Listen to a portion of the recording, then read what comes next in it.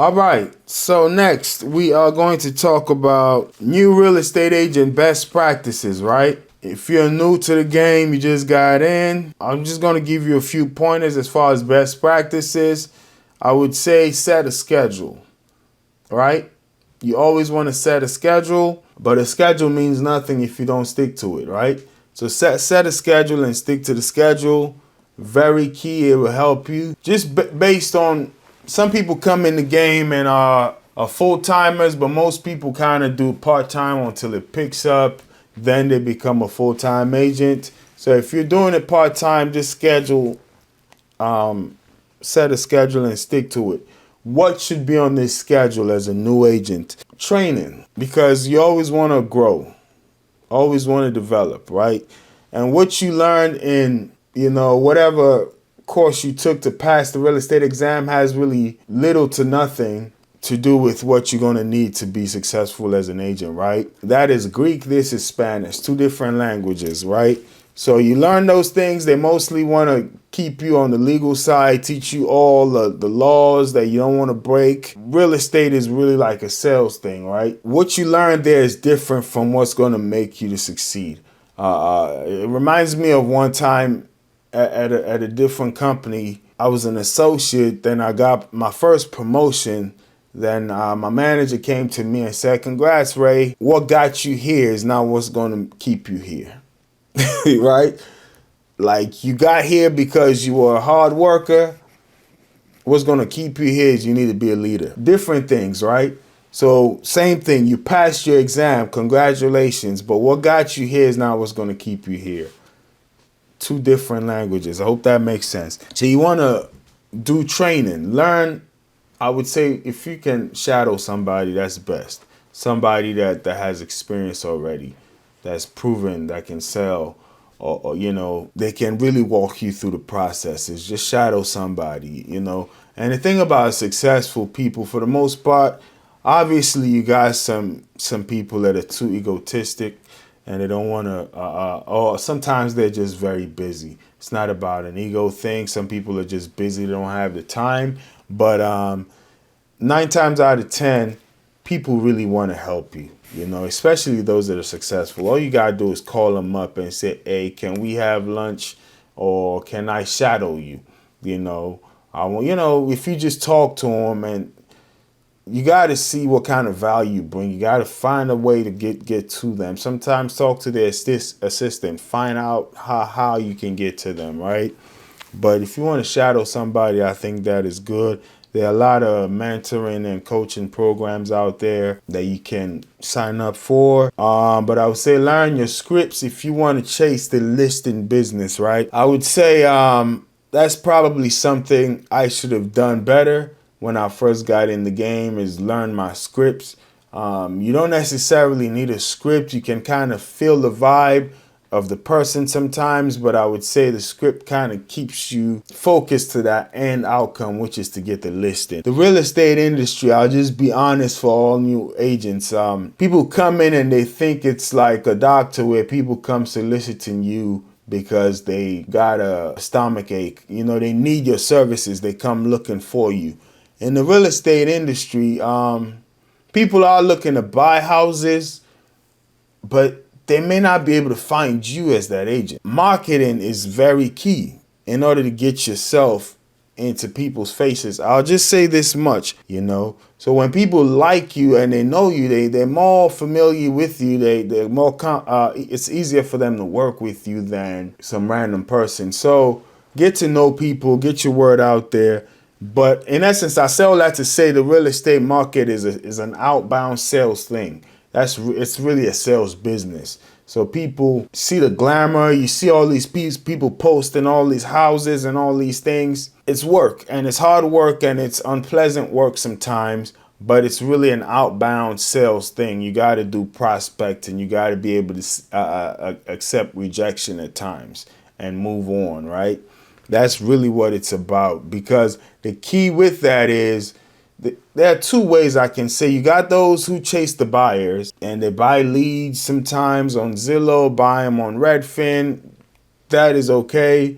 but you always got to kind of be paying for this thing. When you master the art of hunting, it's really kill what you eat. You know, going out there and getting that listing, that kind of sustainability of that is better. Let's just put it that way. It's unpleasant, but it's sustainable and it's exponentially great, right? The possibilities of you reaching the goal you set for yourself is huge, right? So learn your scripts.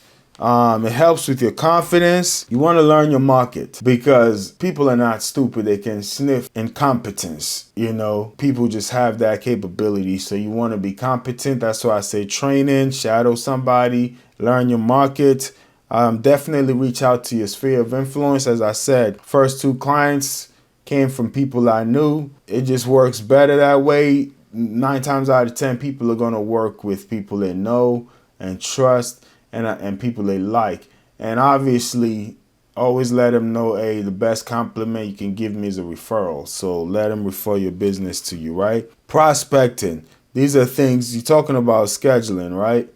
You want to schedule, okay, I'm going to schedule some time for my script, schedule for some time for training, schedule some time for prospecting. Prospecting is like cold calling, but we just talked about sphere of influence. Schedule some time where you're going to reach out to everybody you know on your phone contact and let them know, hey, I'm a new realtor. If you know anybody buying or selling a property, please let me know. Cold calling, you can use your MLS to find out houses that are expired in your area and try to go knock on those doors or cold call. Or then, you know, you can farm. We call it farming, right? So there's enough to go around for everybody. So you don't want to be all over the area. You know, you want to find an area and focus on that area. You want to be that local agent for that area. And eventually some of those clients who move to other places, and they're just going to work with you when they move to another place in the state. But you want to know an area and grow because it just helps when you're that name in that area. People know, hey, I want to sell a house in Upper Marlboro, I'm going to call Raymond, right? That's just what it is. Or whoever your name is and whatever your city is. And then slowly you can branch out, right? Farming, the way you can farm that area is by hand mailing, postcards. You got all these different websites now. They're very popular. I don't want to give anybody any free promotions, but there are all these websites that you can go to and then create postcards that can ship them out. Most of the time, if you're within a real estate firm, like for instance Remax, they got different tools that can help you with that, right? Obviously this one is key. It's just be a professional. Be a professional, meaning you're on time for appointments, you're on time for calls, on time on your research. If you tell somebody, hey, I'm going to get you this contract by this time, do it. You just want to be known for somebody who's a man of their word or a woman of their word. And people, once they get to know that, they trust that, you'll be able to grow over time. So be a professional, be polite. But another key in everything, right? The saying goes, what gets measured gets accomplished. Track your productivity, you know, track it. Track how many calls you're doing and how many of those equate to a deal. How many doors you knocked on and how many of those equate to a deal. Just track your productivity, because when you do track it, then you get to see how unproductive you're being. So when you go through 1, 2, 3, 4 months without getting any deal, you just look at your productivity and you don't say, oh, I'm going to quit real estate because it sucks. You just say, I didn't do the work. Let me do the work. Track your productivity, because it motivates you to actually do the work, to where you stop blaming why you didn't get a deal or why you're not getting any deals, and you just see, okay, I'm not getting any deals because I'm not productive. So instead of saying, oh, this business sucks, this industry sucks, you just own up to it and say, I didn't do what I set out to do, and then you focus on it, all right? And I would say make the days count. Don't count the days, right? Focus on the big rocks. The big rocks are the things that are the revenue generating activities, right? Like the prospecting, the cold calling, the door knocking, talking to people that you know in your sphere of influence. Focus on those things. Not to say the websites and all these extra things are not necessary. Those don't necessarily generate you money instantly, right? Those take time. So focus on the big rocks, the things that are going to make you successful now. All right. So I hope good luck in your career. Hope you like that video. And we're going to get to the next topic.